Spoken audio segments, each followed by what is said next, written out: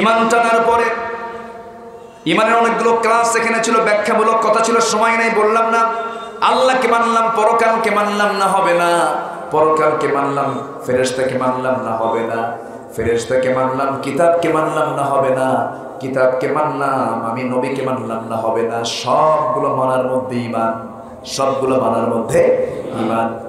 এরপরে হলো দান, এরপরে হলো দানের কথা আসছি। এই পৃথিবীতে যা কিছু আছে সব কার সম্পদ? আসতে বলো না, কার সম্পদ? খনিকের জন্য আল্লাহ আমার হাতে দিয়ে দিয়েছেন, এরপর আমি ছেড়ে চলে যাব। আল্লাহ বলছেন ওয়া আতাল মালা আলা হুব্বিহি যাবিল কুরবা ওয়াল ইয়াতামা ওয়াল মাসাকিন ওয়া বানাস সাবিল والسائلين وفي الرقاب وأقام الصلاة وآتى الزكاة। নাম্বার 2 হলো তুমি তোমার মাল, যে মালটা তোমার কাছে প্রিয়। আমাদের সম্পদ কি আমাদের কাছে অপ্রিয় না প্রিয়? আস্তে কয়, অপ্রিয় না প্রিয়? কেমন প্রিয় বলে? জানেন সো প্রিয়। এই জন্য আল্লাহ তাআলা বলতেছেন এক জায়গায় সূরা সফের মধ্যে, ওয়াতুজাহিদুনা ফি সাবিলিল্লাহি বিআমওয়ালিকুম ওয়া আনফুসিকুম, তোমরা জিহাদ করবে মাল দিয়া, এরপরে জান দিয়া। মানে মালের মহব্বত আগে ছাড়। মালের মহব্বত যার মধ্যে থাকবে সে কি জান দেবে? আস্তে কর, জান দেবে? এই জন্য আগে কি চান? আল্লাহকে কি চান? মাল। এখানে আল্লাহ তাআলা কি চাচ্ছেন? ঈমানের পরে কি চাচ্ছেন? মাল। তোমার প্রিয় মাল তোমাকে দিতে হবে, সম্পদ তোমাকে খরচ করতে হবে। আল্লাহ তাআলা বলছেন আমি তোমাকে জান্নাত দিয়ে দেব, তোমার জানমাল তুমি আমাকে দিয়ে দিবা। বিনিময় হবে জানমালের বিনিময়ে জান্নাত, কিন্তু সেই জান্নাতটা ছোটখাটো কোনো জান্নাত নয়, সর্বনিম্ন জান্নাত। আল্লাহ রাব্বুল আলামিন যাকে দান করবেন সেই জান্নাতের এরিয়া হবে 10টা পৃথিবীর মতো একটা জান্নাত। কয়টা পৃথিবী? 10টা। 50 কোটি 10 লক্ষ বর্গ কিলোমিটারের এই পৃথিবীকে আরো 10 গুণ ভাগ করে। আল্লাহু আকবার বলে। পৃথিবীর মানচিত্রে বাংলাদেশ কত বড়? এত বড়, এত বড় নৌকি তো ঢোকে না, একটা ধান রাখার জায়গা। ফাইন কথা বলেছেন। বিশ্বের মানচিত্রে একটা বাংলাদেশ হলো একটা ধানও থাকে না, এত ছোট্ট একটা দেশ। গোটা পৃথিবীর মতো 10টা পৃথিবীর সমান একটা সর্বনিম্ন জান্নাতিকে দেওয়া হবে। এই সামান্য ঠাকঠুক মানে কয়েকটা সেজদা দিয়ে, আল্লাহ সময় পাইছিলাম না সেজদা দিয়ে গেলাম, আমার একটু মাফ করে দিতে, জান্নাত দিয়ে দিও। আমার কথা কি বুঝতেছেন? এতই সস্তা জান্নাত না। জান্নাত পেতে হলে আল্লাহ তাআলা বলতেছেন মাল, তোমার প্রিয় মাল দিতে হবে। কোথায়? দেখেন আল্লাহ তাআলা এখানে খাতগুলো দিয়ে দিয়েছেন। এখানে খাত কিন্তু অন্য কেউ নাই এখানে। এই খাতগুলো কারা কারা? وآتى المال على حبه ذوي القربى واليتامى والمساكين।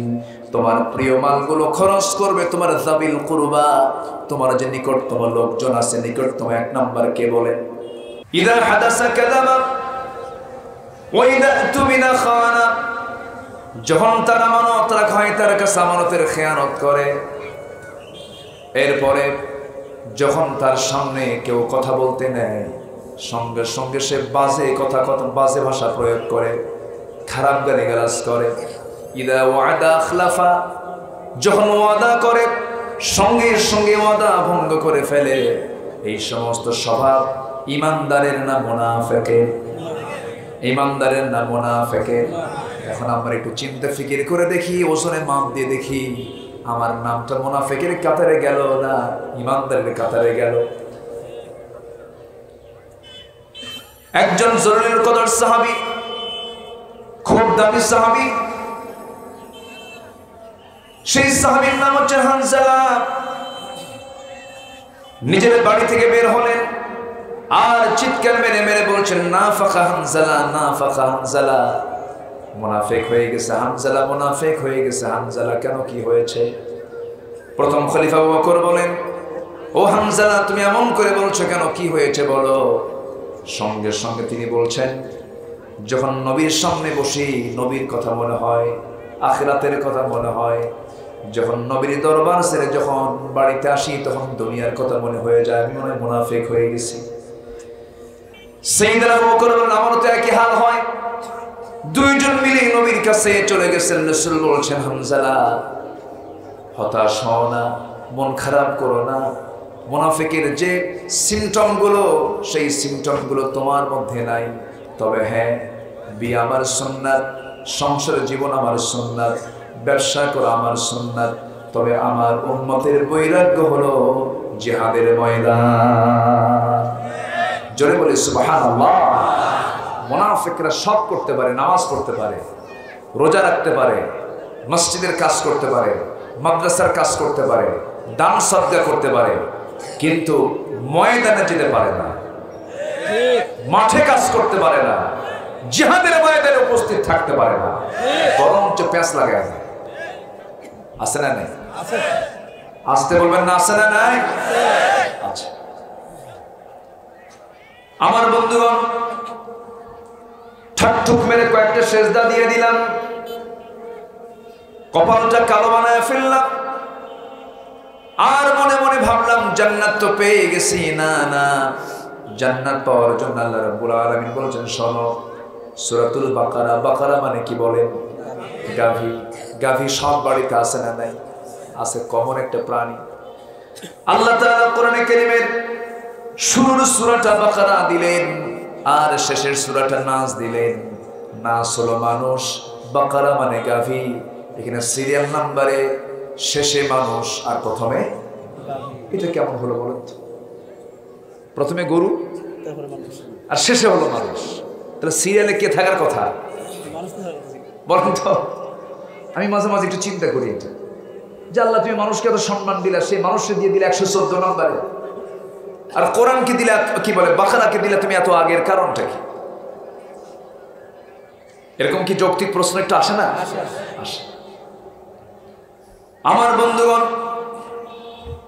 এই চিন্তা তো আসতেই পারে। এই চিন্তার ব্যাখ্যায় আমি যতটুকু মনে করি,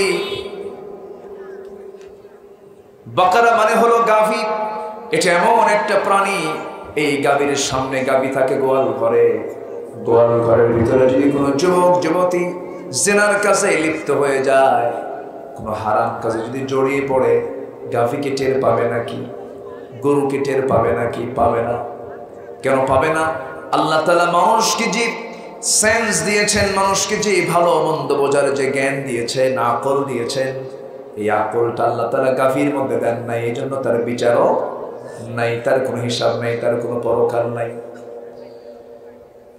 আমার বন্ধুগণ, আমাদের সমাজে এমন কিছু মানুষ আছে যাকে আল্লাহ তাআলা সেন্স দেওয়ার পরেও, সব কিছু দেওয়ার পরেও তার সামনে একজন নারী পুরুষ অবাধ মেলামেশা করছে, গল্প গুজব করছে, গাছের গোড়ায় গোড়ায় ক্যাম্পাসের সামনে বসে কত দুষ্টামিগুলো করছে। আজকে মানুষ রূপে এই সমস্ত সেন্স ছাড়া কিছু লোক এই সমস্ত দৃশ্যগুলো দেখার পরও কি কিছু বলে নাকি? তাহলে ওই গরু আর এই মানুষের মধ্যে কোনো তফাৎ না। আসতে বলে there is no difference between cow and man. এই কাউ আর এই মানের ভিতরে, এই মানুষ আর গরুর ভিতরে কি তফাৎ থাকলো? গরু প্রতিবাদ করে না, কারণ প্রতিবাদের সেন্স তার মধ্যে নাই, মানুষের প্রতিবাদ করে না। উলাইকা কাল আনআম, এরা হলো চতুষ্পদ জন্তু।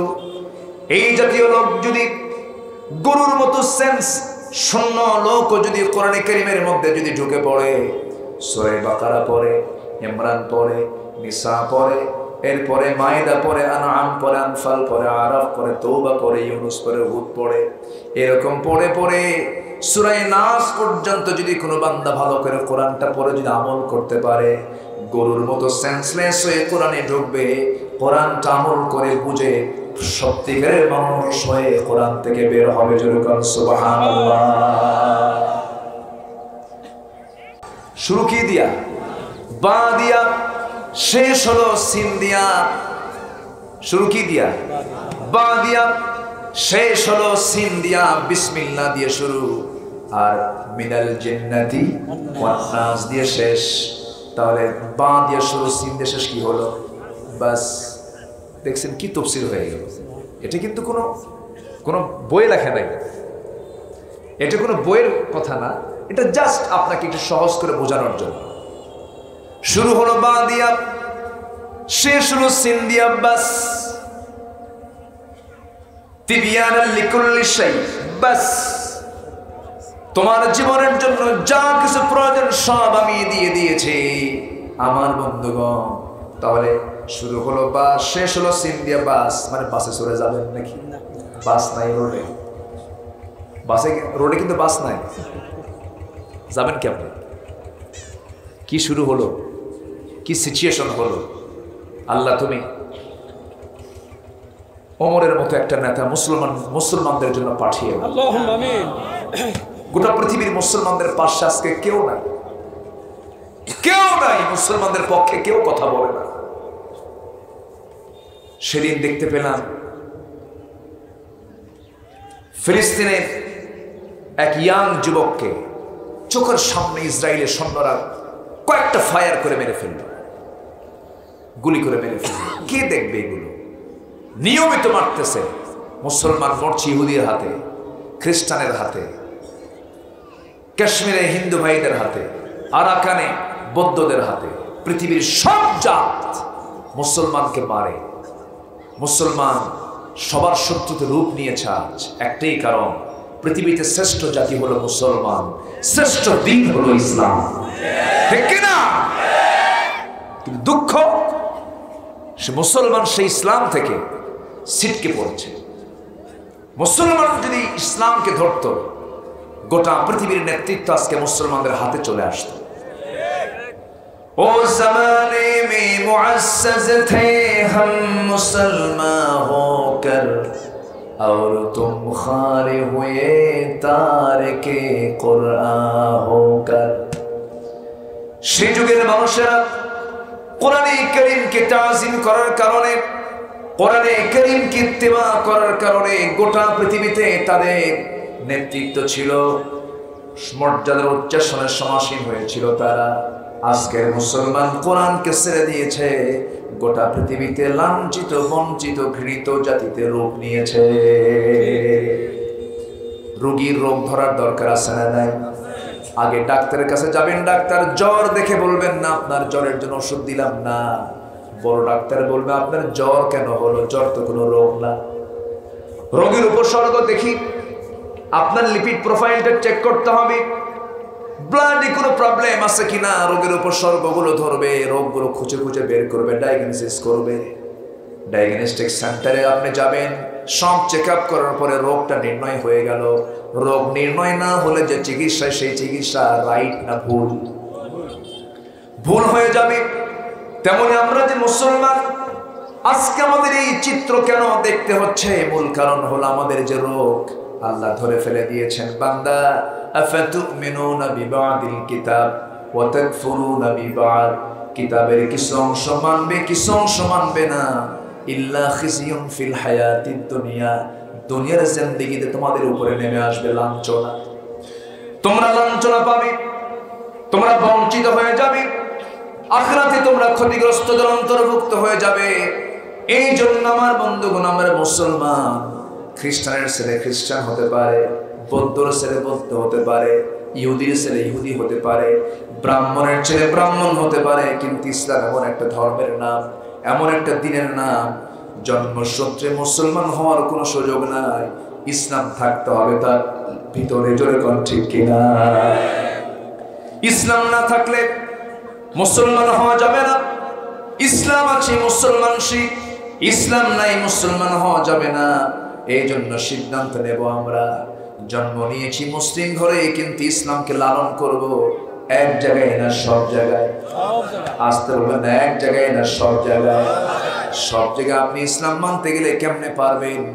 মাহফিলে আসছেন যে পথ দিয়ে, সেই পথটা হলো বাম দিকের পথ। রাস্তা দিয়ে গাড়ি নিয়ে এসেছেন, বাম দিকে এসেছেন।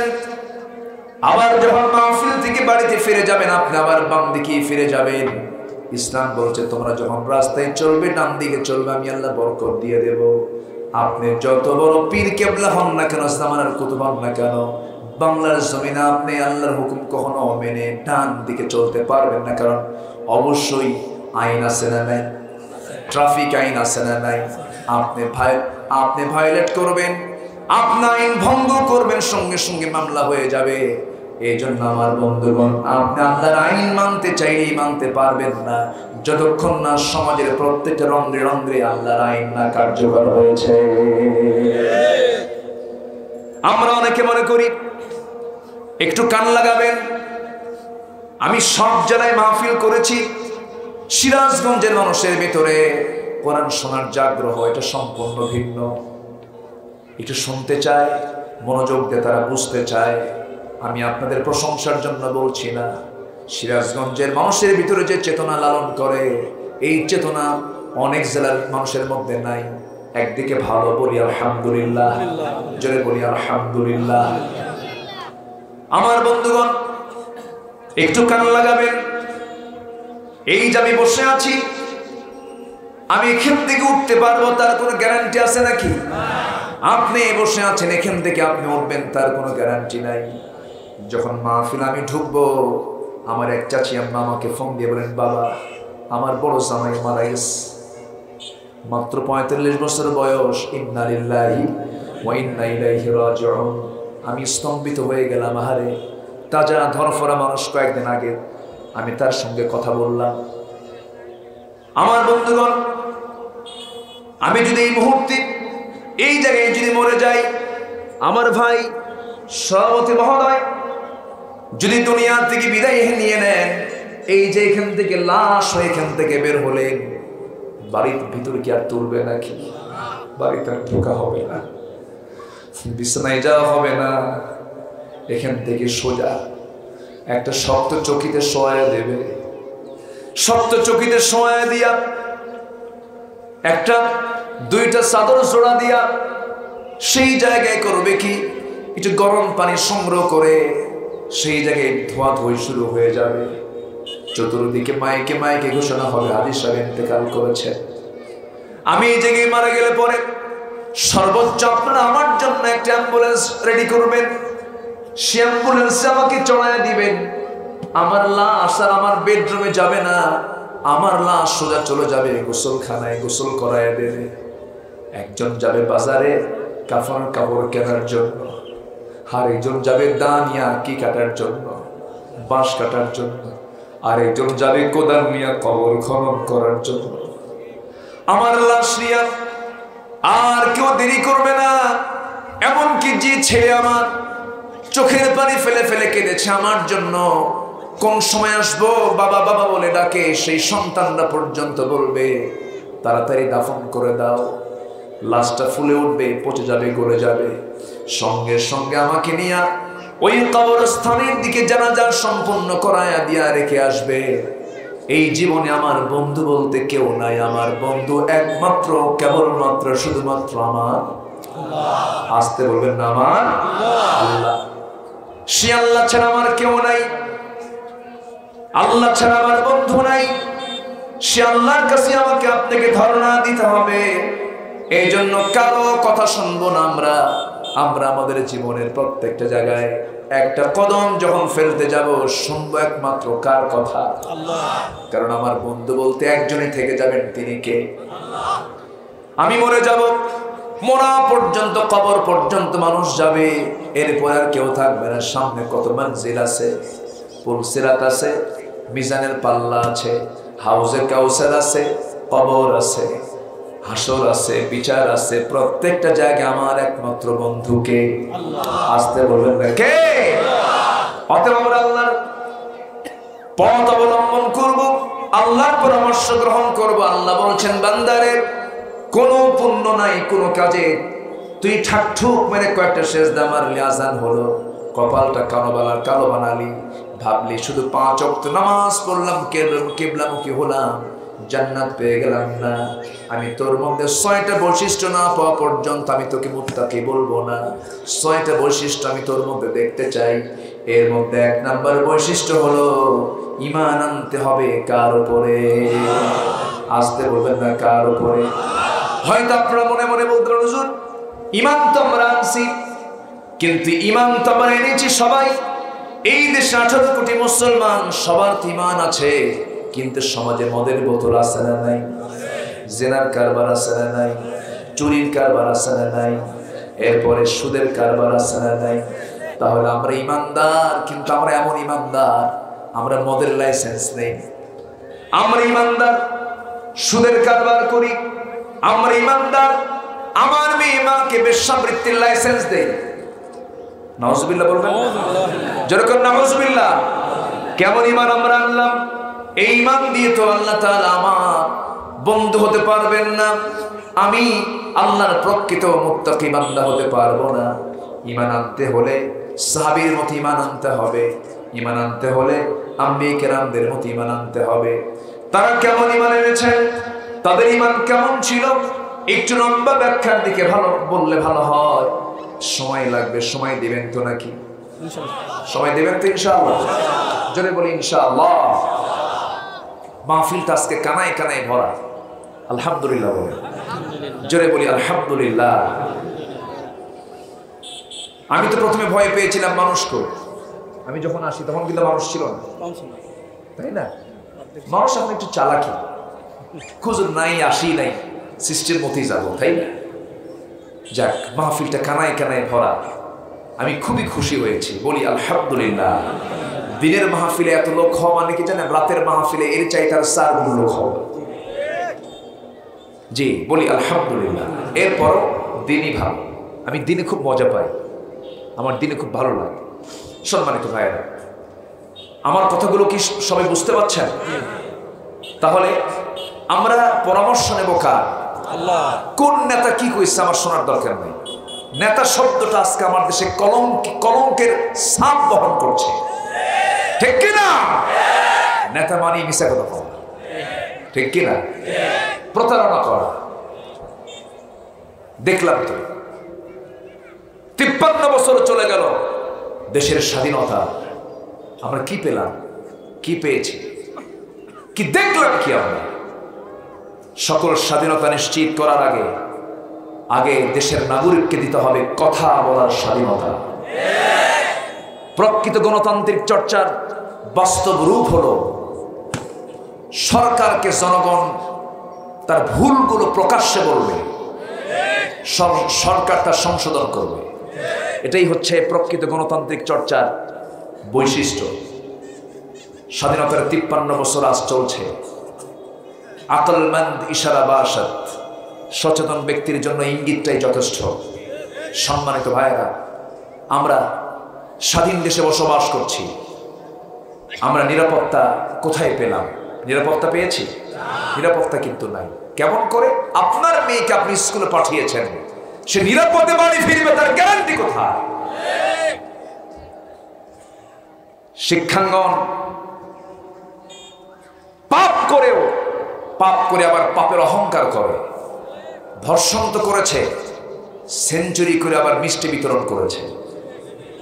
এই জাতীয় অপরাধের বিচার কি আমরা পেয়েছি? আসতে বলবেন না, পেয়েছি? পাই নাই বলেই আজ থেকে 12-14 বছর আগের এই ঘটনা, যে মানিক, যে দুষ্ট এই সেঞ্চুরি করেছিল, এটার শাস্তি যথাযোগ্য না হওয়ার কারণে ইডেনকে প্রশ্নবিদ্ধ করা হলো। ইডেনে ছাত্রীরা এমনও আছে যারা তাহাজ্জুদ নামাজ পড়ে, আছে, ভালো আছে। সেই কলেজের ছাত্রীদেরকে বাধ্য করে জিনার কাজে জড়িয়ে দেওয়া হয়েছে।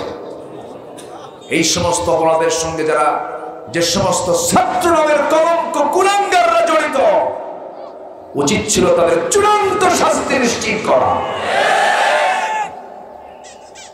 আমার দেশে বিয়ে করলে অপরাধ হয়, আর জেনা করলে সার্টিফিকেট দেয়। তাই তো দেখতেছি, আমি কি ভুল বলছি? কি বিয়া? আগে বাচ্চার মা, এরপরে গায়ে হলুদ, এরপরে বিয়া, আছে না নাই? আর আরেকজন বৈধ বউ নিয়ে বসে আছে, বলা হচ্ছে কি কাবিন নামা আছে তো, কি কোথায় যাবে না? আল্লাহ তাআলা সমাজের মধ্যে কি জেনা দেখতে চান না বিয়ে দেখতে চান? জেনায় আল্লাহর গজব আসে। কি আসে? গজব আসে। 2023 সালকে বলা হলো দুর্ভিক্ষের বছর। এই তো আর কয়েকদিন পরে শুরু হচ্ছে নাকি? তাই তো আমাদের কানে এই সংবাদ চলে এসেছে, দুর্ভিক্ষের বছর। এই দুর্ভিক্ষ থেকে বাঁচার জন্য আবার কিছু জলসার আয়োজন হয়েছে। সে জলসা হলো, গত কয়েক সপ্তাহ আগে ভারত থেকে বলিউডের এক নায়িক এসেছিলেন একটু নাচানাচি করতে, দুর্ভিক্ষ থেকে বাঁচার জন্য। আমার কথা কি বুঝতেছেন আপনারা? আসলেন উনি, নোংরা, কি যেন নাম, নোংরা নাকি না, যাই হোক নোংরা। এই নোংরা আসছে ঢাকায়। আমার দেশের কিছু নোংরার সাপোর্টাররা তারা কি করলো, ওই টিকিট কাটলো যে ওর নাচটা আমরা দেখতে যাব। টিকিটের মূল্য হলো 20,000 টাকা মাত্র। জনপ্রতি 20,000 টাকার টিকিট কেটে তার নৃত্য, তার নাচ দেখার জন্য তারা চলে গেছে মানে সেই কি বলে অডিটোরিয়ামে। উনি আর নাচেন নাই, উনি শুধু আনাকুম জানাকুম না নেচে যখন মঞ্চ থেকে নেমে আসছে, এখন এরা মাথায় হাত দিয়ে বলে জীবনটাই শেষ, টাকাটাই শেষ, নাচ দেখতে পারলাম না। কত বড় পোড়া কপাল। ওই যুবক, তুমি কি তোমার মেয়ের দিকে তাকাও না? তুমি কি তোমার মায়ের দিকে তাকাও না? তোমার একজন নারীর পেট থেকে তোমার জন্ম হয়েছে। ইসলাম নারীকে পণ্য সামগ্রী বানায়নি, ইসলাম নারীকে ভোগ্য সামগ্রী বানায়নি। ইসলাম নারীকে দিয়েছে এমন মূল্যায়ন, জান্নাতটা রেখে দিয়েছেন নারীর পায়ের তলে। জোরে বলেন সুবহানাল্লাহ। কার পায়ের তলে? কার পায়ের তলে বলেন? নারীকে, মাই তো নারী। নারীর পায়ের তলে আল্লাহ পাক জান্নাত রেখে দিয়েছেন। আর পুরুষের পায়ের তলে জুতা থুয়েছে। আমাদের পায়ের তলে কি? জুতা তো নাই, তো কিছু নাই, হাদিসে নাই, জানেন জুতাই তো বলবো। স্বামীর পায়ের নিচে চুপ করে আছে, মানে এটা যে ভুয়া কথা সবাই জানে। এটা পাম্পট্টি বহু মারছেন জীবনে, এই পাম্পট্টি খাটবে না। স্বামীর পায়ের নিচে স্ত্রীর বেহেশত, সম্পূর্ণ ভুয়া কথা। কে কইছে এই কথা? এরকম কোন বর্ণনা আমরা পাইনি। সম্মানিত ভাইয়েরা, ইসলাম নারীকে যে সম্মান দিয়েছিল, সেই সম্মান কি আজকে নারী সমাজের আছে? আসতে বলবেন না আছে? নারীর মূল্য আজকে এত কম, মেয়েদেরকে উলঙ্গ করে দেওয়ালে দেওয়ালে টাঙ্গানো হয়। আমাদের কোনো কথা নাই, আমরা চুপ করে থাকি, শুধু দেখি। গরু আর ওই মানুষ তফাৎ আছে? আজকে যদি আমরা সবাই যদি ঘুরে দাঁড়াতাম, একটু ঘুরে দাঁড়াতাম, পরিবর্তন হয়ে যেত। ঠিক কিনা? ঘুরে দাঁড়ানোর দরকার আছে না নাই? আসতে বলবেন না আছে না নাই? ঘুরে দাঁড়ানোর দরকার আছে। অন্যের প্রতিবাদ যদি আপনি নাই করতে শেখেন, আপনি কিসের ইমানদার হয়েছেন? আমার ভাইয়েরা, এই জন্য আল্লাহ তাআলা বলছেন 6টা বৈশিষ্ট্য আমি তোমার মধ্যে দেখতে চাই। নাম্বার 1 হলো তুমি কি করবে, ঈমান জানবে ভালো করে। সেই ঈমানের মধ্যে কোনো শিরক থাকা যাবে না, বিদআত থাকা যাবে না। কিন্তু আজকের সমাজে শিরক বিদআতে ছড়াছড়ি আছে না নাই? বলেন, আসতে বলবেন না আছে না নাই? আপনার গুনাহ কত বড়? গুনাহ কোনো ফ্যাক্টর নয়। আপনি গুনাহগার বান্দা হওয়ার পরও ফেরেশতার কোনো গুনাহ নাই। ফেরেশতার দাম বেশি না বান্দার দাম বেশি? বান্দার দাম বেশি। গুনাহ করার পরও তার দাম বেশি, এই জন্য বেশি, কারণ ফেরেশতার তো গুনাহ করার যোগ্যতাই নাই। ফেরেশতার খাওয়া নাই, ফেরেশতার কোনো কামনা বাসনা নাই। কিন্তু এই দুনিয়ায় মানুষকে আল্লাহ রাব্বুল আলামিন কামনা বাসনা সব কিছু দিয়ে দুনিয়াতে পাঠিয়েছেন। এই বান্দা এই দুনিয়ার এই পরীক্ষার জায়গায় হারামকে হারাম জেনে, হালালকে হালাল জেনে যখন জীবন গ্রহণ করে নেয়, ওই বান্দার মূল্য ফেরেশতার চাইতে আল্লাহ রাব্বুল আলামিন বাড়ায় দেন। জোরে কোন সুবহানাল্লাহ। গুনাহ হয়ে যাবে, গুনাহ হবে না কেন? তবে কিছু কিছু গুনাহ আছে যে গুনাহ করলে পর ঈমানটা ঠিক থাকে না। আমরা ওযু ভঙ্গের কারণ জানি, আমরা ওযু ভঙ্গ হয়ে যায় কি কি কারণে আমরা কারণগুলো জানি, ওযুর ফরজ কয়টা তাও জানি, কিন্তু ঈমান ভঙ্গের কারণ আমরা জানি না। ঈমান ভঙ্গের কারণ মোটামুটি 10টা কারণ। নাম্বার 1 হলো শিরকের গুনাহ, নাম্বার 2 হলো আল্লাহ বান্দার মাঝখানে মাধ্যম স্থির করে নেওয়া, নাম্বার 3 হলো কাফের মুশরিকদেরকে কাফের না মনে করা। আছে না নাই বলেন? একই মুসলমান, বউটা হিন্দু, তার ঘরে আছে, হিন্দু দুর্গা পূজায় চলে যায় বউ, আর মুসলমান ঈদের মাঠে যায়। লাকুম দীনুকুম ওয়ালিয়া দীন। আছে না? আছে। তাহলে কাফের মুশরিকদেরকে কাফের না মনে করা। ইসলামের নাম্বার 4, ইসলামের কোন একটা বিষয়কে নিয়ে ঠাট্টা বিদ্রুপ করা। নাম্বার 5 হলো জাদু করা এবং তার আশ্রয় নেওয়া। নাম্বার 6 হলো মুসলমানদের বিরুদ্ধে কাফের মুশরিকদেরকে সাহায্য করা, উস্কিয়ে দেওয়া। এমন লোক আছে না নাই? আছে। নাম্বার 7 হলো জীবন ব্যবস্থার কোন একটা বিষয়কে অপছন্দ করা। নাম্বার 8 হলো সৃষ্টির মাঝে আল্লাহর মতো কাউকে ভালোবাসা। দেখবেন কিছু কিছু দরবারের মুরিদ আছে, পীরের সামনে গেলে পরে মনে হয় ওর কাছে এটাই তার বড় রব। আছে না নাই? আমার পীর বাবা, আপনি আমার ফয়সালা করে দেন, এই জাতীয় চিন্তা করা। নাম্বার 9 হলো ইসলাম ব্যতীত অন্য কোনো বিধানকে উত্তম মনে করা। নাম্বার 10 হলো আল্লাহর দ্বীন থেকে বিমুখ হয়ে যাওয়া। কয়টা কারণ বললাম? হয়তো এখন মুখস্থ বলতে পারবেন না, আপনারা আলোচনাগুলো আছে দেখে নেবেন। এই 10টা বিষয় ঈমান ভঙ্গের কারণ। 1 নাম্বারে বলেছিলাম, কি বলেন? আপনারা মনে মনোযোগ দিচ্ছেন না, এটা একটা ক্লাস, কিন্তু এটা ক্লাস, অন্যদিকে চিন্তা করলে হবে না তো। বলেন কি করা? শিরক করা। বলেন কি করা? বলেন শিরক করা। শিরকটা কি? শিরকটা হলো মারাত্মক গুনার নাম। আমার কথা কি বিরক্ত হচ্ছেন নাকি আপনারা? আমার আলোচনায় কিন্তু ওই তারেনারে বান্দরে কলা খাইছে ইন্দুরে এগুলো নাই। আমি একটু চেষ্টা করি ফ্রেশ কোরআন থেকে কিছু কথা বলা। আমার এটা বৈশিষ্ট্য, কারণ আমি মানুষ খুশি করার আগে খুশি করব কাকে? আল্লাহকে। আমার ভাইয়েরা, শিরকের গুনাহ কখনো মাফ হবে না। যেরকম শনিবারে বাঁশ কাটা যাবে না, শনিবার দিবসের মালিককে। এখানে বাদ পড়লো কে? কে বাদ পড়লো? দিনকে আমি অপছন্দ করলাম, তাহলে দিনটা বাদ দিলাম কার? আল্লাহর দিন বাদ দিলাম। আমার ভাইয়েরা, হয়তো এখন বলবেন ওদের শিরিক কাকে বলে, শিরিকের ব্যাখ্যা, শিরিকের প্রকার, এই বিষয়ে যদি আমি কথা বলতে যাই 3 রাত লাগবে, অনেক লম্বা সময়ের প্রয়োজন। তবে 1 লাইনে আমি চিন্তা ফিকির করে, যতটুকু আমি চিন্তা ফিকির করে আমি বের করেছি, 1 লাইনে সবাই জেনে নেন শিরিকটা কাকে বলে। বান্দা যে কাজ করতে গিয়ে আল্লাহকে বাদ দিয়ে দেয়। কথা বোঝা গেল? একদম সহজ উদাহরণ, বান্দা যে কাজ করতে গিয়ে কাকে বাদ দেয়?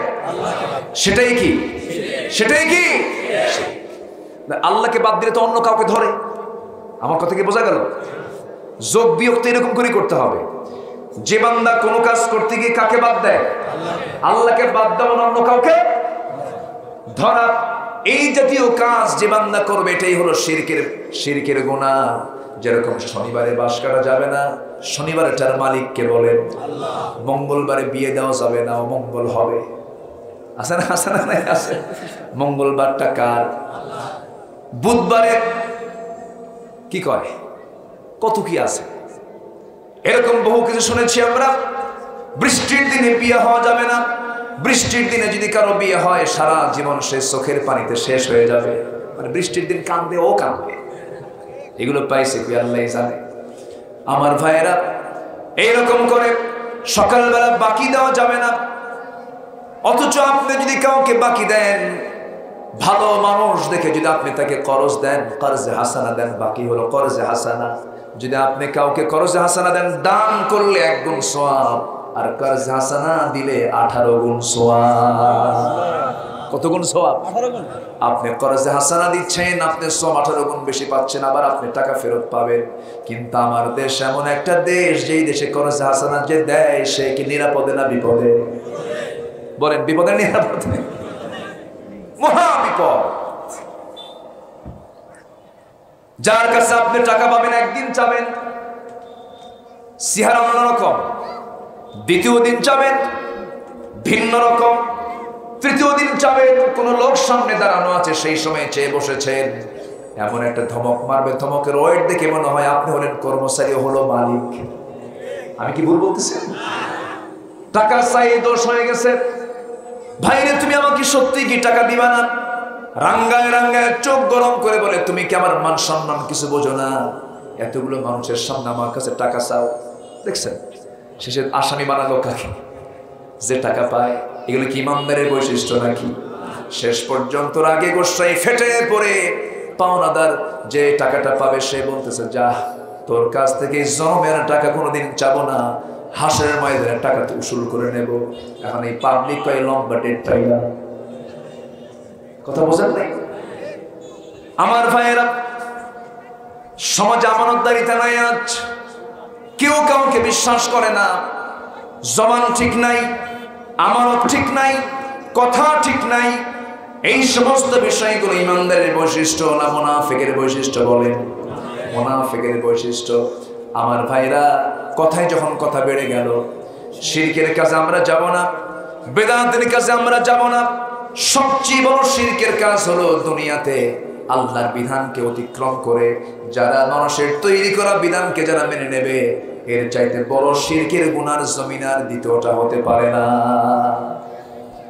সম্মানিত ভাইয়েরা, আমার বাম পাশে যিনি বসে আছেন তিনি ইসলামী ব্যাংকের একজন কর্মকর্তা। ইসলামী ব্যাংক নাম শুনছেন তো? 10 ব্যাংক একদিকে, ইসলামী ব্যাংক একদিকে। যত ব্যাংক আছে সব ব্যাংক হলো ইসলামী ব্যাংকের সন্তান তুল্য। ওটা বাপ। এগুলো সব কি কিছু শকুন লাগছে? শকুন বোঝেন তো নাকি? কথা কি বুঝতেছেন আপনারা? কিছু শকুন লেগেছে। শকুন যেখানে মরা গরু পায় সেখানে দৌড়াইতে, তাই না? মানে ওর চিন্তা হলো আমি টাকা দিয়ে খাবো না, আমি ফ্রিতে খাবো। এরকম পাবলিক আমার দেশে কিছু আছে না নাই? আছে না নাই? আচ্ছা, যতটুকুন পারা যায় ইসলামী ব্যাংক সুদমুক্ত ভাবে, একটা দেশের রাষ্ট্রায়ত্ত ব্যাংক যদি সুদভিত্তিক হয় সেখানে আপনি কমপ্লিটলি বলতে পারবেন না, কিন্তু বায়ে মুশারাকা, মুদারাবা, মুরাবাহা, এই তিনটা ভিত্তিতে, বায়ে মুআজ্জাল, এই ভিত্তিতে তারা এই লেনদেনগুলো করছেন, বিনিয়োগগুলো করছেন।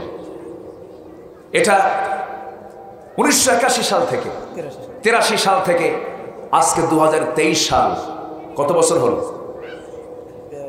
40 বছর। এত দূর এগিয়েছে, দক্ষিণ এশিয়ার শ্রেষ্ঠ বৃহৎ একটি ব্যাংকের রূপ নিয়েছে এটা। সম্মানিত ভাইয়েরা, আপনি যতটুকু পারবেন আপনি তো হালালটা খুঁজবেন। সবগুলো লেগে রেখেছে সুদ ভিত্তিক, আর এখানে বলা হচ্ছে শরিয়া ভিত্তিক। একটা শরিয়া বোর্ড আছে না? আছে। শরিয়া বোর্ডকে সামনে রেখে তারা চালায়। যতটুকু পারা যায় তারা চেষ্টা করছে, এবং ব্যাংক জগতের এক উজ্জ্বল তারকা হচ্ছে ইসলামী ব্যাংক। এই ব্যাংককে নষ্ট করার জন্য কিছু চোর বাটপাররা লেগেছে, কিন্তু আমি সবার কাছে এটা আরজ করব, আমি এটাই বলবো যে যেখানে ইসলাম আছে সেখানে আমরা থাকবো কিনা বলেন? থাকবেন কিনা বলেন? ওরা আবার কয় কি জানেন? যারা সুদ ঠিকই খায় কিন্তু একটু ঘুরায় খায়। ইসলাম তো ঘুরিয়ে খেতে বলে, ইসলাম তো ডাইরেক্ট খাওয়া যাবে না। তো তুমি একজন নারীর সঙ্গে সংস্পর্শ করবা, মিলবা, সহবাস করতে যাবে, ডাইরেক্ট সহবাস করা যাবে না, ঘুরে বিয়া করে ইজাব কবুল করে তুমি সহবাস করো, ঠিক কি না? সুদ খাওয়া যাবে না। সুদ কি? টাকায় টাকা।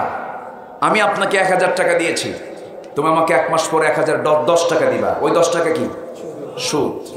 আর ঘুরে ফিরে আল্লাহ তাআলা বলছেন না, এটা করা যাবে না। তুমি 1000 টাকা দিয়ে, তুমি তার হাতে 1000 টাকা না দিয়ে তুমি 1000 টাকার একটা পণ্য দিলা। কি দিলা? ধরো তুমি তাকে একটা মোবাইল কিনে দিলে। মোবাইল কিনে দেওয়ার পর সেই মোবাইলটা সে দোকানে রাখলো, ব্যবসা করলো, 1050 টাকা সে বিক্রি করলো, সুদ পেল কত? 10 টাকা। আর এখানে ব্যবসা করে কত পেল? 50 টাকা। সুদ যদিও কম, লাভ তার সুদ হয়েছে, কিন্তু মুনাফা 50 টাকা হলেও হালাল কোনটা?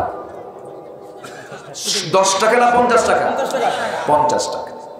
তাহলে আপনি যদি ইসলামকে মানতে যান, সোজা মানা যাবে না, একটু ঘুরে মানতে হবে, ঘুরেই তো মানতে হবে, বোঝে না। তবে হ্যাঁ, শতভাগ আমরা বলতে পারবো না, কারণ আমরা আছি হলো সুদের সাগরে হাবুডুবু খাচ্ছি। আমরা কিসের সাগরে হাবুডুবু খাচ্ছি? সুদের সাগরে।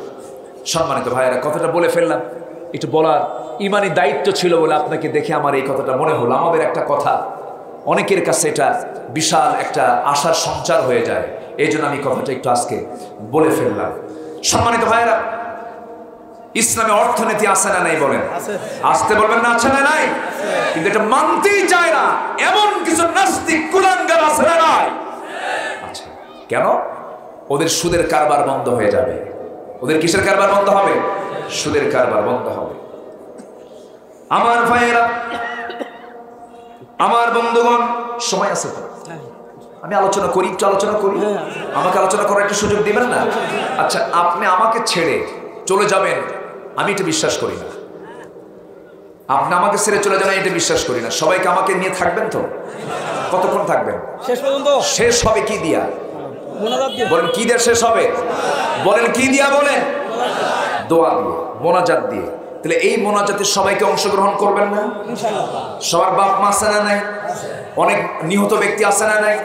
তাদের উদ্দেশ্যে আমরা একটু আমরা দোয়া করব, তাদের জন্য মাগফিরাতের জন্য আমরা একটু দোয়া করব। সবাইকে নিয়ে একটা মানুষ যেন, আমি আসতে নিয়ে দেখলাম কিছু কবরস্থানও দেখলাম, তারা তো অপেক্ষায় থাকে আমাদের জন্য, আমাদের ছেলে মেয়েরা একটু দোয়া করুক, আমাদের ভাইরা একটু দোয়া করুক, আমার আত্মীয়রা দোয়া করুক। একসঙ্গে আমরা দোয়া মোনাজাতে শামিল হয়ে এরপর আমরা উঠবো। একটা লোক আমরা উঠবো না। মাহফিল থেকে এক লোক ওঠা মানে কি জানেন? তসবির দানার মতো।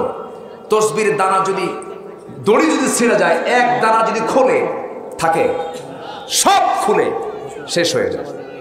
এবং নামাজ আজকে এই জায়গাতেই হবে। এই উম্মতের 5টা বরকত রাসূল বলেছেন, আল্লাহ তাআলা আমার উম্মতকে 5টা গুণে গুণান্বিত করেছেন, 5টা বৈশিষ্ট্য দিয়েছেন। তার মধ্যে একটা হলো গোটা জমিনটাই মুসলমানদের জন্য, এই উম্মতের জন্য মসজিদ। যেরকম সুবহানাল্লাহ, গোটা জমিন মসজিদ বানিয়েছেন কে? আল্লাহ। আল্লাহ তাআলা। আমরা এখানে আজকে মসজিদ বানাবো। এই জায়গা হলো খুব ভাগ্যবান। এই জায়গা হলো কার? জায়গাটা কে? কই জায়গা হলো? কই? আপনার কপাল খুব ভালো, আজকের দিনের জন্য এটা মসজিদ। আলহামদুলিল্লাহ বলো, জোরে বলি আলহামদুলিল্লাহ। আল্লাহ তুমি এই জায়গাতে বরকত দিয়ে দাও, এটা ভালো কিছু হোক, আল্লাহ কবুল করুন। 15 বছর যাবত এখানে মাহফিলটা হয়, আলহামদুলিল্লাহ। আমার 3 বছর খুঁজছেন তারা, 3 বছর খুঁজে এবার টেনে হেসড়ে নিয়ে আসছে, চলে এসেছি, আলহামদুলিল্লাহ বলে। সম্মানিত ভাই, তাহলে 6টা বৈশিষ্ট্য। কয়টা বৈশিষ্ট্য বলেন? 6টা। নাম্বার 1 হলো আমার ঈমান আনবো কার উপরে? শিরিক যুক্ত না শিরিক মুক্ত? বলেন শিরিক যুক্ত না শিরিক মুক্ত? শিরিক মুক্ত ঈমান আনতে হবে। ঈমান টানার পরে ঈমানের অনেকগুলো ক্লাস এখানে ছিল, ব্যাখ্যামূলক কথা ছিল, সময় নেই, বললাম না। আল্লাহকে মানলাম, পরকালকে মানলাম না, হবে না। পরকালকে মানলাম, ফেরেশতাকে মানলাম না, হবে না। ফেরেশতাকে মানলাম, কিতাবকে মানলাম না, হবে না। কিতাবকে মানলাম, আমি নবীকে মানলাম না, হবে না। সবগুলো মানার মধ্যে ঈমান, সবগুলো মানার মধ্যে ঈমান। এরপরে হলো দান, এরপরে হলো দানের কথা আসছি। এই পৃথিবীতে যা কিছু আছে সব কার সম্পদ? আসতে বলবো না কার সম্পদ? খনিকের জন্য আল্লাহ আমার হাতে দিয়ে দিয়েছেন, এরপর আমি ছেড়ে চলে যাব।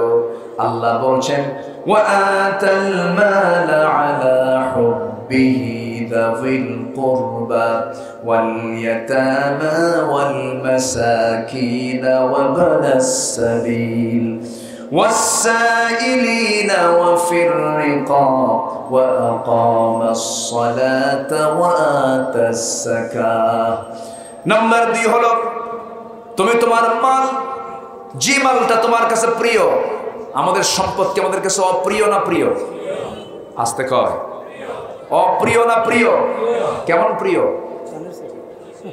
বলে? জানেন সব প্রিয়।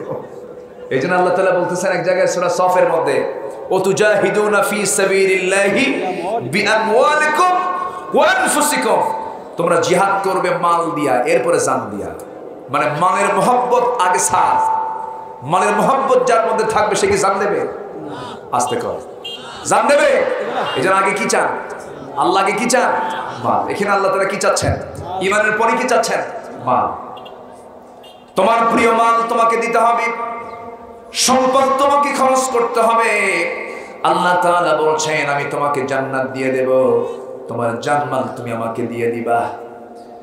বিনিময় হবে জানমালের বিনিময়ে জান্নাত, কিন্তু সেই জান্নাতটা ছোটখাটো কোনো জান্নাত নয়, সর্বনিম্ন জান্নাত আল্লাহ রাব্বুল আলামিন যাকে দান করবেন সেই জান্নাতের এরিয়া হবে 10টা পৃথিবীর মতো একটা জান্নাত। সুবহানাল্লাহ।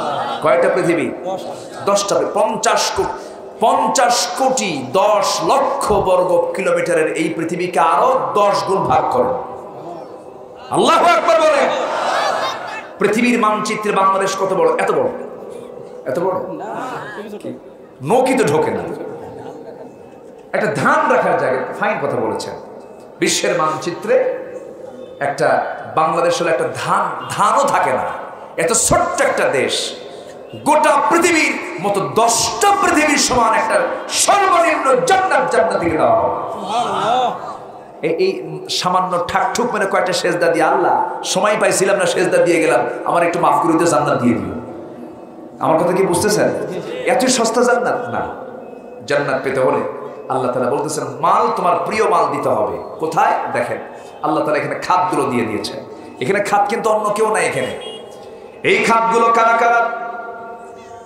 وآتى المال على حبه ذوي القربى واليتامى والمساكين। তোমার প্রিয় মালগুলো খরচ করবে তোমার যাবিল কুরবা, তোমার যে নিকটতম লোকজন আছে। নিকটতম 1 নাম্বার কে বলেন? সন্তান, স্ত্রী। কিছুই কয় না। স্ত্রী সন্তান। নিকটতম কে? স্ত্রী সন্তান। বইয়ের কথা ভুলে গেছে সব। স্ত্রী সন্তান। ছেলে মেয়ে আছে না নাই? মা বাবা একটু পড়ে নাকি? হ্যাঁ, এই মা বাবা একটু পড়ে নাকি? মা বাবা পড়ে না আগে? এই তো, এই যে এখন ও বিয়ে করে নাই, ওই যে এই জন্য খুব আগে খুঁজছে। আগে বিয়ে করলে তো বলতে না, চুপ করে থাকতো। কি করবো? ও বিয়ে করছো? যাক আলহামদুলিল্লাহ, তাহলে ভালো। এই আয়াতের পরিপূরক আরেকটা আয়াত আছে, যে আয়াত আল্লাহ তাআলা বান্দাকে জানিয়ে দিচ্ছেন খরচ করবা কোথায় কোথায়। ইয়াসআলুনাকা মাযা ইউনফিকুন কুল মা আনফাকতুম মিন খায়রিন ফালিল ওয়ালিদাইনি ওয়াল আকরাবিন। এখানে কে আগে বলেন? মা বাবা। খরচ করবে কোথায়? 1 নাম্বার খাত হলো মা বাবা, এরপরে আকরাবিন, স্ত্রী সন্তান পরিবার পরিজন ভাই বোন আত্মীয় স্বজন যারা আছে তাদের জন্য তোমরা খরচ করবে। নিজের ভাই বোনের খবর রাখে না, ধর্মের ভাই বোন বানায়, ধর্মের বাপ মা বানায়। এগুলো আছে কিনা এলাকায় আমি জানি না, আছে নাকি? পিটাইয়া ফেলা করা দরকার বেদন। এগুলো কে পাইছে? এগুলো কে বলেছে? এগুলো জায়েজ? লক্ষ মানুষকে আপনি এক পাল্লায় দিবেন, নিজের রক্তের ভাইকে আপনি এক পাল্লায় দিবেন, নিজের ভাইয়ের মতো হবে না। কোরআন বলে দিচ্ছে, ঠিক কিনা? আপনার একজনকে ভাই বানাবেন, ধর্মের ভাই কিসের ভাই?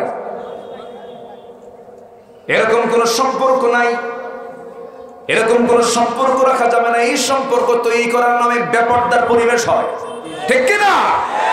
পর্দা থাকে না তো। ধর্মের ভাই ধর্মের বোন, লাস্টে স্বামী বউ হয়ে যায়। আমি কি ভুল বলতেছি নাকি? ওই জাতীয় কোন সম্পর্ক রাখা যাবে না।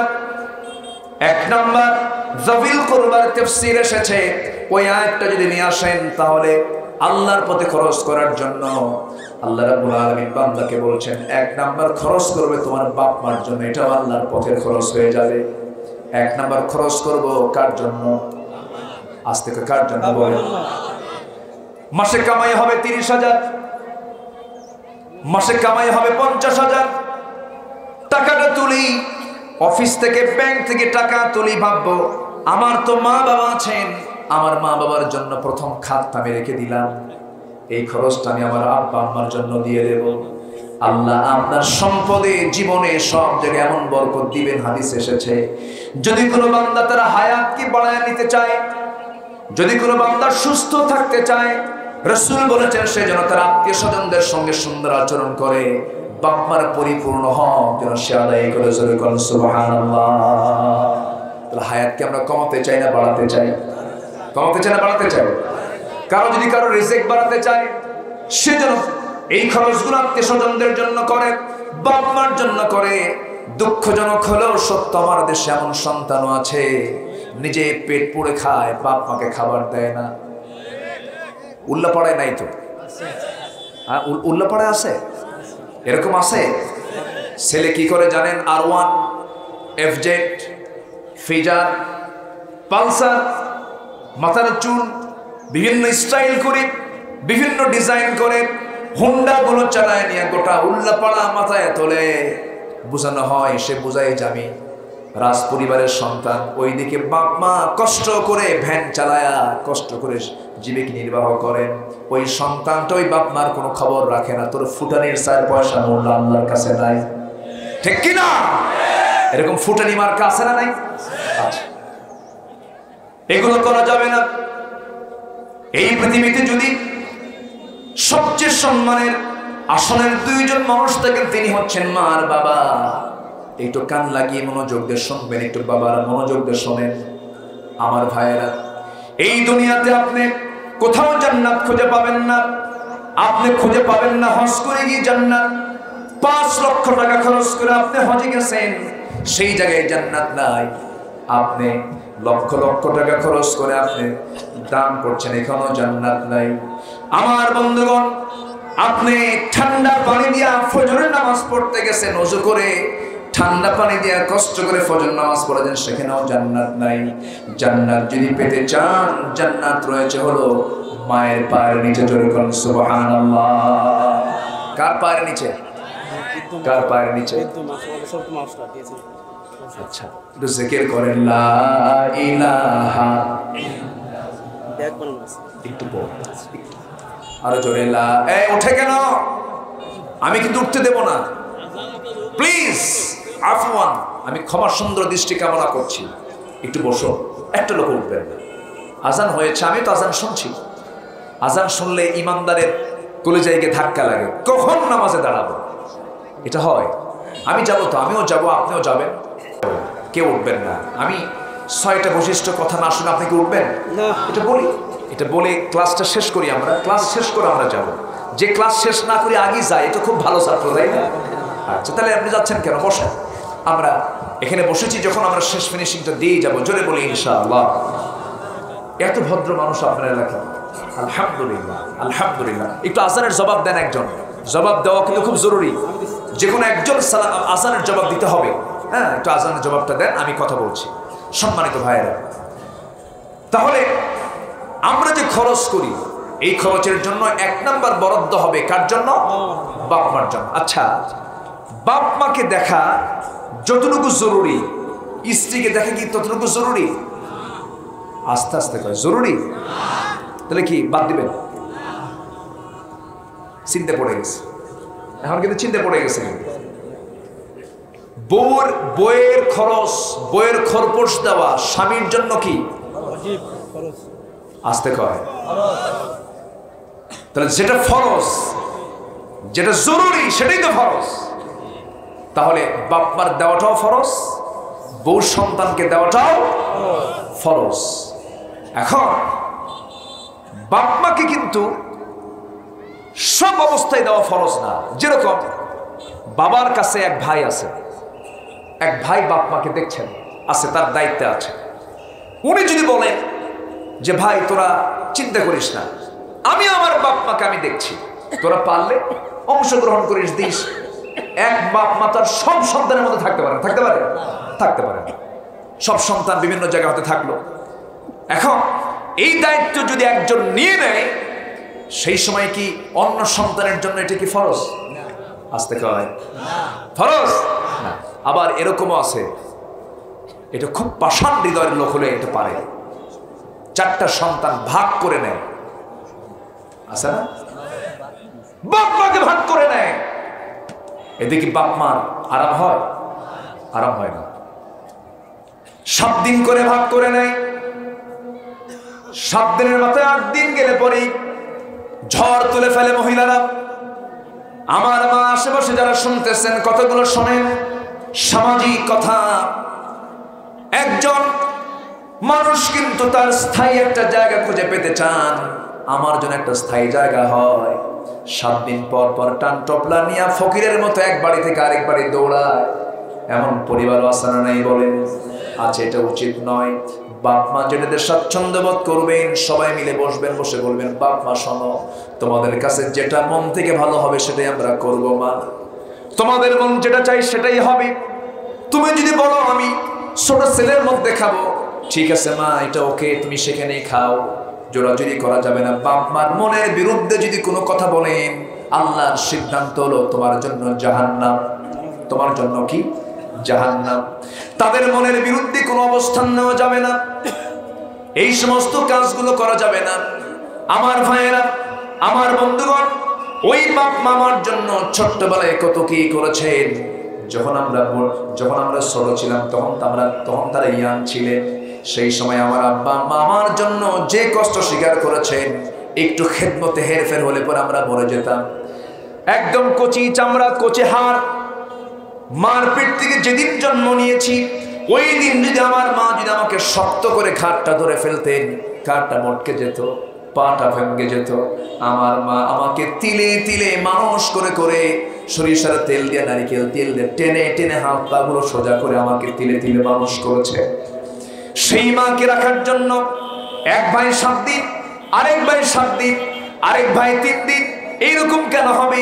আমার আব্বা আম্মা যার কাছে গিয়ে পছন্দ বোধ করবেন, স্বাচ্ছন্দ্য বোধ করবেন, সেই জায়গায় মা আপনি থাকবেন। এটা নিয়ে হিংসা করা যাবে না, এটা নিয়ে বাপ মাদের বিরক্তের মধ্যে ফেলে দেওয়া যাবে না। কারণ বাপ মা নারাজ হলে কে নারাজ হবে? আসতে বলবেন না, কে নারাজ হবে? আচ্ছা, তাহলে বাপ মাকে কিন্তু সব অবস্থায় কিন্তু দেখা ফরজ নয়। এক ভাই যদি দায়িত্ব নেয়, তখন আরেক ভাইয়ের জন্য এটা কি হয়ে গেল? ফরজ থাকলো না। তবে খেয়াল রাখতে হবে, হ্যাঁ, আমার বাপ মাকে দেখছে কিনা, আমার বাপ মাকে দেখছে কিনা তদারকি রাখতে হবে। কিন্তু স্ত্রী সন্তান 24 ঘন্টার জন্য, আসতে কর, 24 ঘন্টার জন্য ফরজ। এটা কি কাউকে দেওয়া যাবে? কে ভাই তুই দেখিস আমার বউরে, এরকম সুযোগ আছে নাকি? এটা কোনো ভাই দায়িত্ব পালন করতে পারবে না। কথাগুলো শুনে মনে বিরক্ত হচ্ছে না আপনারা? এটা কোনো পৃথিবীর কোনো কেউ এটা দায়িত্ব পালন করতে পারলে হবে না। স্বামীর দায়িত্ব স্বামী কি পালন করতে হবে, বাবার দায়িত্ব বাবাকে পালন করতে হবে। এই জন্য কোন অংশে কিন্তু কম না। এই জন্য বলেছেন নিকটতম আত্মীয় স্বজন, এখানে বাপ মা আছে, বউ স্ত্রী পরিবার পরিজন আছে, কাউকে বাদ দেওয়া যাবে না। সবার খেদমত করতে হবে, কিন্তু সবার আগে মা বাপ। আমার ভাইরা 6 লক্ষ টাকা খরচ করে হজে যেতে পারে, কিন্তু মাকে দেখতে পারে না। আছে না? নাই? আছে। জান্নাত ওই জায়গায় নাই। নামাজে সেজদা দিয়েছেন, জান্নাত ওই জায়গায় নাই। জান্নাত কোথায়? প্রশ্ন করবেন হাদিস কি, প্রশ্ন করবেন কোরআনকে। রাসূল বলে দিয়েছেন, আল জান্নাতু তাহতা আকদামিল উম্মাহাত, মায়ের পায়ের নিচে জান্নাত। জোরে করুন সুবহানাল্লাহ।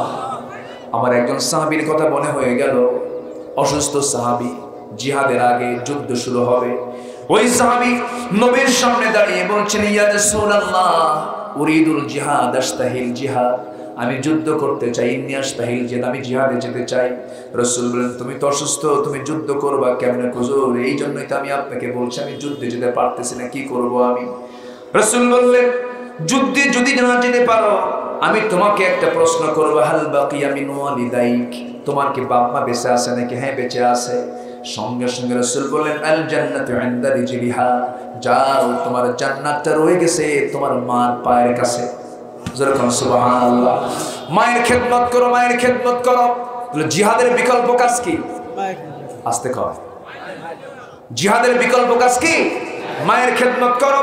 রাসূল বলেন, ফাইদা ফাআলতা যালিক ফাআনতা সাইম ফাআনতা মুজাহিদ ফাআনতা মুআতামির ফাআনতা হাজ। আল্লাহু আকবার বলেন। খেদমত করবে, এটাই তোমার নামাজ হবে, তোমার রোজা হবে, তোমার হজ হবে, তোমার যাকাত হবে, তোমার জিহাদ হবে। আর কি লাগে? জান্নাত কোথায় আছে? জান্নাত কোথায়? সবার বাড়ি বাড়ি আছে না নাই? সবার বাড়ি বাড়ি জান্নাত আছে না নাই? আমরা জান্নাতের ঠিকানাই জানি না। জান্নাতের ঠিকানাই জানি না। যাদের মা মারা গেছে, যাদের বাপ মারা গেছে তারা আফসোস করে। মা যার আছে, বাপ যার আছে, পৃথিবীর সবচেয়ে বড় দৌলত তার বাড়িতে পড়ে আছে। এর চেয়ে বড় দৌলতের চাইতে বড় ধন সম্পদ আর নাই। বাপ মার দোয়া, গুলি কি বলে, বন্দুকের গুলি মিস হয়, কিন্তু বাপ মার দোয়া মিস হয় না। আল্লাহু আকবার। এজন্য বাপ মার সঙ্গে আমরা কোনোদিন কেউ খারাপ আচরণ করবো না। বুড়াকালে বাপ মা একটু হুঁশে খাটো হয়ে যায়, দেখবেন আপনার সন্তান আপনার বাপ মা আপনার বিরুদ্ধে যায়, মানুষকে বলে বেড়াচ্ছে আমার ছেলে ভালো না, বলে না, বলতে পারে, মন খারাপ করতে পারবেন না। বুড়া হয়ে গেছে, আপনি যখন ছোট ছিলেন আপনি কি আপনার বাপ মাকে চলান নাই? অনেক কিছু করেছেন। হ্যাঁ, আপনি এতটুকু বলতে পারেন পাশে বসে, আব্বা আপনার মনে হয় বয়স হয়ে গেছে, আপনি আমার বিরুদ্ধে কথা বললে আমার সম্মান থাকে গো, আব্বা আপনি একটু এটা না বলে একটু এরকম করলে ভালো হয় না। কিন্তু ধমক দিয়ে কথা বলার করে ইখতিয়ার কোনো সন্তানের নাই। এটা কে মানা করে দিয়েছেন? এই জরুরি আইনটা কার? এটা কি নরমাল আইন না জরুরি আইন? জরুরি আইন। আমার নবীজি একদিন এক সাহাবীকে ডাক দিয়ে বলছেন, ও সাহাবী, আমি তোমার আওয়াজ জান্নাতের মধ্যে শুনে আসলাম, মেরাজ করতে গিয়ে জান্নাতের মধ্যে তোমার কণ্ঠ শুনতে পেলাম। হারেসা, কি এমন আমল তুমি করেছো হুজুর? আমার জীবনে তেমন কোন আমল নাই, তবে আমার জীবনের যতগুলো আমল আছে এর মধ্যে শ্রেষ্ঠ আমল হলো এই দুনিয়াতে আল্লাহর পরে, আপনার নবী আপনার পরে সবচেয়ে বেশি দাম দেই হলো আমার আব্বা আম্মাকে। যেরকম সুবহানাল্লাহ। রাসূল বলেন, সাহাবী, এই জন্যই তোমার কণ্ঠ আমি জান্নাতের মধ্যে শুনে আসছি। তুমি দুনিয়াতে আসো কিন্তু তোমার ঠিকানা জান্নাত হয়ে গেছে। যেরকম সুবহানাল্লাহ।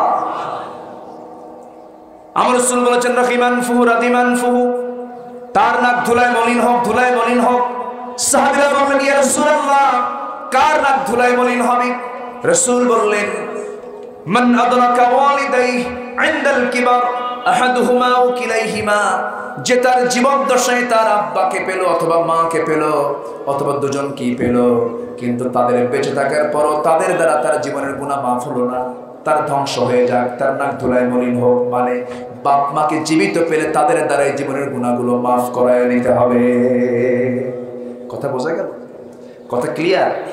কথা ক্লিয়ার? তাহলে সবাই আজকের থেকে সিদ্ধান্ত নেব, সব খেদমতের আগে কার খেদমত? মা বাবার খেদমত। এটা যেন কোন ক্রমে এই ভুলটা যেন না হয়। আব্দুল্লাহ ইবনে আব্বাস নামে একজন সাহাবী ছিলেন। আমার নবীর ইন্তেকালের সময় তার বয়স ছিল 13 বছর। কত বছর? 13 বছর। এই পৃথিবীতে যত তাফসীর এসেছে সবচেয়ে যুগশ্রেষ্ঠ, সবচেয়ে শ্রেষ্ঠ তাফসীর লিখেছেন হলো আব্দুল্লাহ ইবনে আব্বাস। তিনি বলেছেন, তার কথা শুনেন, ইন্নী লা আ'লামু আমালান আকরাবু ইলা আল্লাহি বিররিল ওয়ালিদাইন। আমার জানা নাই এই আকাশের নিচে জমিনের উপরে যত নেক আমল আছে, যত ভালো আমল আছে, এর মধ্যে বাপমার সঙ্গে সুন্দর আচরণ করার মতো ভালো আমল আর দুনিয়াতে দ্বিতীয়টা নাই। আমরা আমলটা সুন্দর করব, জোরে বলি ইনশাআল্লাহ। আল্লাহ তুমি সবাইকে বুঝার তৌফিক দিয়ে দাও। 6টা বৈশিষ্ট্যের 2টা বৈশিষ্ট্য হলো, আরো 4টা আছে আমি বলবো। তবে একটা কথা, সেটা হলো আজান হয়েছে, আমি আপনাদের খুব জোর করে বসায় রাখছি, আমি জানি কষ্ট পাচ্ছেন মনে হয়, তো আমি সবার কাছে একটু উদাত্ত আহ্বান জানাবো, যেহেতু মসজিদের মাহফিল, আপনি দিয়েন না সমস্যা নাই, কিন্তু মাহফিল কিন্তু নষ্ট করা যাবে না। দোয়া করে আমরা এখান থেকে উঠবো, রাজি আছেন না আপনারা? আচ্ছা, কিছু অর্থ না দিলে কেমন হয়? মাহফিলে যেহেতু আসছেন, আমার মা বোনরা আসছেন, সবার কাছে আমি একটু উদাত্ত আহ্বান জানাবো, একটু ধৈর্য নিয়ে আমি এখন থেকে জাস্ট আর 10 মিনিট পরে আমি দোয়া করব। 10 মিনিট চেয়ে নিচ্ছি। সবাইকে আমরা কিছু দেব না? কাকে দেব? কাকে দেব? কার ঘরে? আসলে কার ঘরে?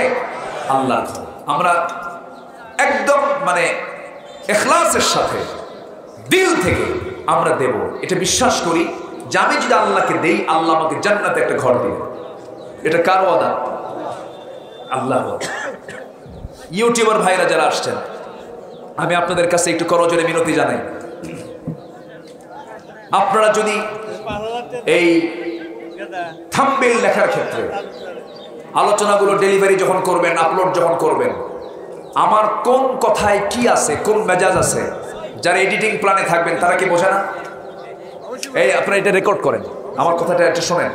আচ্ছা, আমি যখন আলোচনা করি, আলোচনার মধ্যে কোন মেজাজে কথা বলতেছি আপনারা তো বোঝেন, কোনটা দেওয়ার মতো, কোনটা আপলোড করার মতো আর কোনটা আপলোড না করার মতো।